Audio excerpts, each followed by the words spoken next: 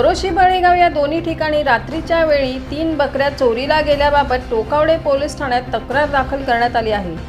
माळशेज घाट रस्त्यावर असलेल्या लक्ष्मण आनंदे राहणार मोरोशी यांच्या गोठ्यातून 3 बकऱ्या आणि बळेगाव येथील शेतकऱ्याच्या 4 बकऱ्या अशा एकूण 7 बकऱ्या एका रात्रीत चोरीला गेल्या असून अंदाजे किंमत 80 ते 90 हजार पर्यंत आहे। ही चोरी एका कारमार्फत केल्याचे लक्ष्मण आनंदे यांनी सांगितले आहे। ही घटना बुधवारी रात्री घडली असून याबाबत टोकावडे पोलीस ठाण्यात गुन्हा दाखल करण्यात आला आहे। पुढील तपास टोकावडे पोलीस करीत आहेत। निर्भय महाराष्ट्र न्यूज साठी राजेश भांगे, मुरबाड।